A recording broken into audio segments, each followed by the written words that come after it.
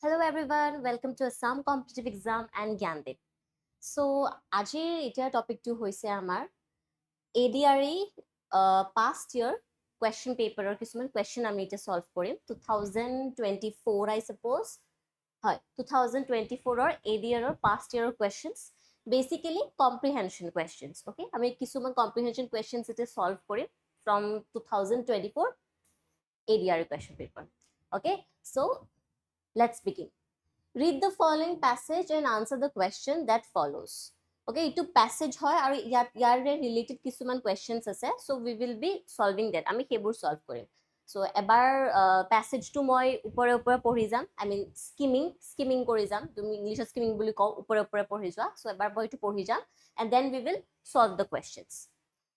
Light pollution is a growing problem worldwide. Like other forms of pollution, light pollution degrades the quality of the environment. Where it was once possible to look up at the night sky and see thousands of twinkling stars in the inky blackness, one now sees little more than the yellow glare of urban sky glow.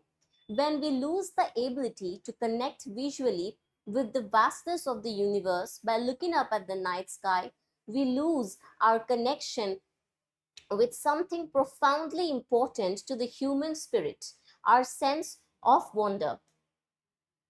So, passage to ekhiniye asil. Now, a passage related jibur itia questions ase, hebur okoman tricky kori dise. Okay, like directly answer ami kisuman pao, direct passage jitu word thake, direct ami answer heneke ulai loba paru. But yare questions pur okoman tricky hoy, to etu okoman understanding lagibo. Okay, so yate koise the passage implies that the most serious damage done by light pollution is to our option A, art history, B, sense of paleness, C, cultural advancement, or D, questing spirit.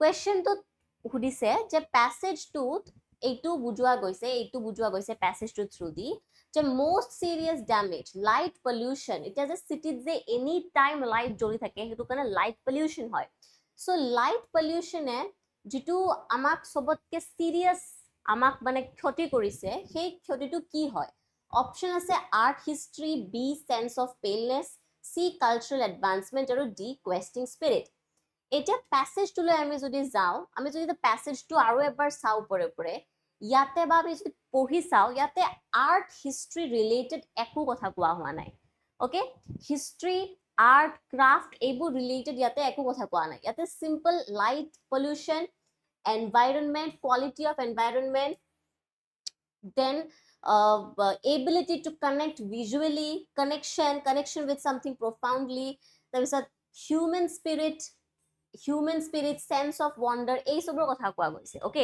Light পলিউশনৰ কি impact পৰে মানুহৰ ওপৰত কি ক্ষতি কৰিব পাৰে সেইবোৰ কোৱা গৈছে ইয়াতে বাট ইয়াতে আৰ্ট হিষ্ট্ৰীৰ কথা একো কোৱা হোৱা নাই গতিকে আৰ্ট হিষ্ট্ৰীটো নহয় then sense of paleness is also irrelevant because passage to sense of paleness বুলি একো word mention নাই but বা এনেকুৱা কোনো শব্দ নাই যিটো অৰ্থ sense of paleness হ'ব পাৰে okay so sense of paleness to hekarne wrong এটা থাকিল কি cultural advancement আৰু questing spirit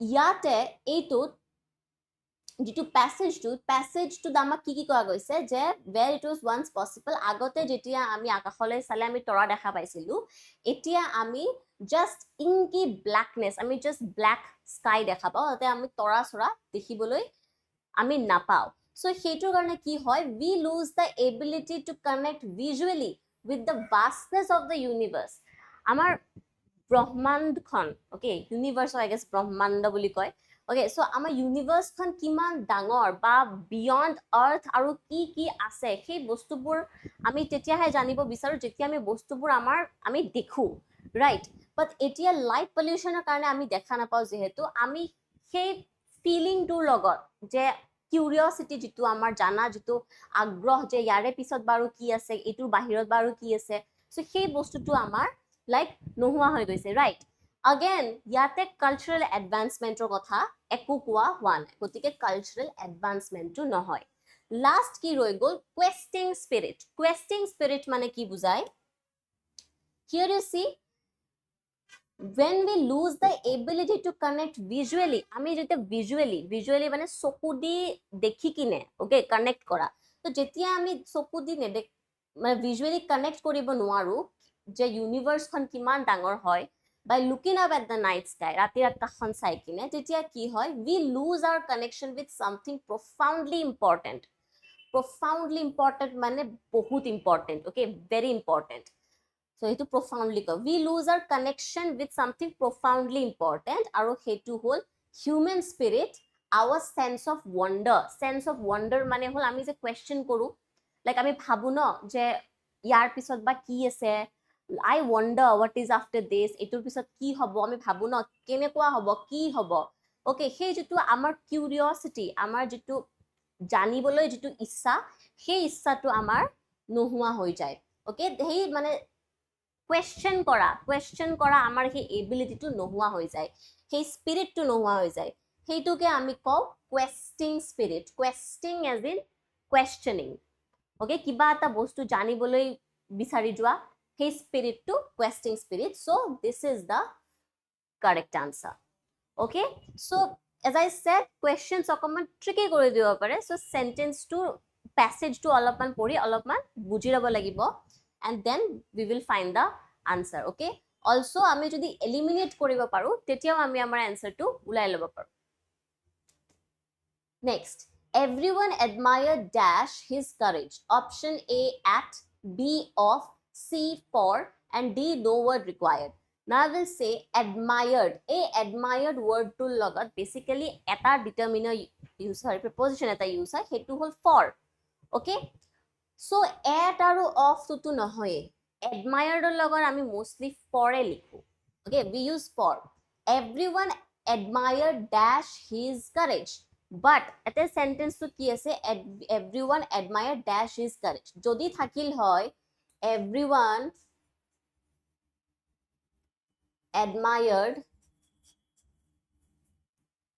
him, eta subject dil hoy, him subject, hetu di kine possessive pronoun for his courage, jodi enekoi thakil hoy tetia ami yate for likhibo parilu hoy, okay. Structure to enekwa hole he ami admired or logot ami for likhu, jodi structure to enekwa hoy, okay, subject plus এটা possessive pronoun, okay, তেতিয়া আমি admired এর পিছত যদি এটা subject থাকে আৰু তেতিয়া আমি for লিখো, but ইয়াতে him নাই, so ইয়াতে for লিখিব আমি নোৱাৰো, that will be grammatically incorrect, so it will be no word required. Everyone admired his courage, তাৰ courage to সবে admire কৰিছিল, okay. Everyone admires her beauty, everyone admires her knowledge, তাই knowledge, তাইৰ হেতু quality যে তাইৰ বহুত জ্ঞান আছে, okay, সবে তাইৰ জ্ঞানখিনি মানে admire কৰে, ভাল পায়, like that everyone admired his courage, no word required হ'ব, okay. যদি him থাকিল হয়, everyone admired him, তেতিয়া আমি for লিখিলো হয়, okay. Structure to এনেকুৱা হলে we can write for, but যেহেতু ইয়াতে him নাই সেইকাৰণে no word required, okay. Now next passage, read the passage and answer the questions that follow, okay. Reality for human beings is not action or feeling but meaning, okay. A line to the bujaise যে reality for human beings or মানুহৰ কাৰণে reality মানুহৰ কাৰণে action বা feeling নহয়, not action or feeling মানে বুজাইছে, তাতে একেবাৰতে আমি কৈ দিছো compound sentence বুলি কয়, একেবাৰতে কৈ দিছো not action, যে actionও নহয় আৰু feelingও নহয়, but meaning হে হয়, okay, এটুই হেতু বুজায়, okay. Reality for human beings is not action or feeling but meaning, okay. এটু দি বুজাইছে যে human beings or কাৰণে reality action বা feeling নহয় but meaning হে হয়, okay. Meaning হয় but action বা feeling নহয়, okay. Humans are symbol using creatures. A symbol is anything that carries a particular meaning recognized by the people who share culture. A whistle, a wall of graffiti, a flashing red light, a fist raised in the air, all serve as symbols, okay. Wall of graffiti মানে তো জানা সাগে wall je paint করে art করে artistic way, Okay, that is what we call graffiti. Okay, সেইটো আমি graffiti বুলি কওঁ, like wallot paint কৰে। এতিয়া আমি গুৱাহাটীৰ হিপিনে চিটিৰ পিনে গ'লে we can see graffiti, wallot তাতে আঁকা আছে, right? So that is what we call graffiti, a wall of graffiti. So এইবোৰ হ'ল symbols, they serve as symbols. We see the human capacity to create and manipulate symbols in the various ways. A simple wink of the eye can convey interest, understanding, or insult. We are so dependent on our culture symbols that we take them for granted. Take them for granted মানে হল আমি যেতিয়া কওঁ যে মোক for granted লৈছে, বিসাম্বা আছে না, that I took him for granted, এনেকে যে কত আমাৰ কি কয় মই তাক বহুত মানে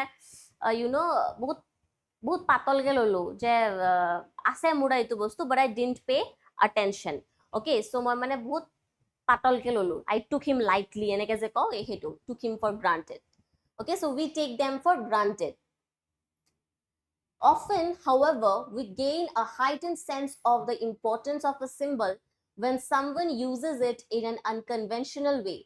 Entering an unfamiliar culture also reminds us of the power of symbols. Culture shock is nothing more than the inability to read meaning in one's surroundings. We feel lost, unsure of how to act, and sometimes frightened, a consequence of slipping outside the symbolic web of culture. Culture shock is both what travelers experience and what they inflict on others by acting in ways that may offend them. Okay, now the questions.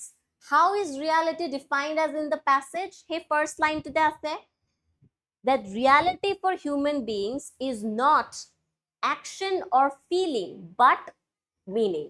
So action ba feeling nohoy, so eketa tu nohoy, webor kotha koai nasil, so web nohoy, but meaning hoy. Reality for human beings is meaning. This is the correct answer.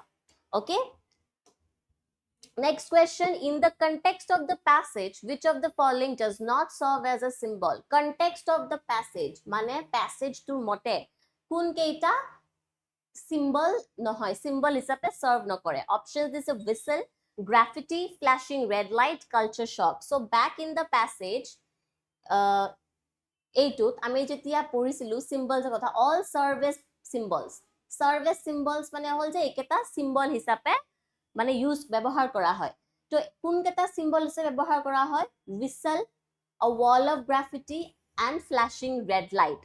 Okay, এই তিনিটা symbol হিচাপে use কৰা হয়। এতিয়া question 2 কি আছে? whistle, graffiti, flashing red light. Question 2 সুধিছে does not serve. Okay, কোনটো সিম্বল হিচাপে ব্যৱহাৰ কৰা নহয়? এইকেটাটো সিম্বল হিচাপে ব্যৱহাৰ কৰা হয়, whistle, graffiti, flashing red light. So ৰৈ গল culture shock. This is the correct answer. Okay, so question to bhalke pori saba, ketiaba does not serve diye. Okay, does not serve henekeu diye, so hey not to saba.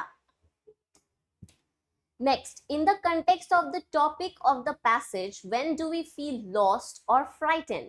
Passage tur mote ami ketia lost feel koru ba ketia amar bhoy lage? Options: when we lose in a competition, B, when we slip outside the symbolic web of culture, C, when we cannot locate our action, and D, none of the above. Okay, so passage to mote hudise je when do we feel lost or frightened? Etia jodi passage to loi jao, ha eto we feel lost, unsure of how to act, and sometimes frightened. Ami lost feel koru aru sometimes we feel frightened when a consequence, a result of slipping outside the symbolic web of culture. Mane ami lost aru frightened tetia feel koru jetia ami culture jitu web, jitu symbolic web of culture pora ami jetia slip out hobo dhoru. Okay, gotike yate answer hobo when we slip outside the symbolic web of culture. Okay, so this will be the correct answer. Alright, so এইকেইটাই questions আছিল.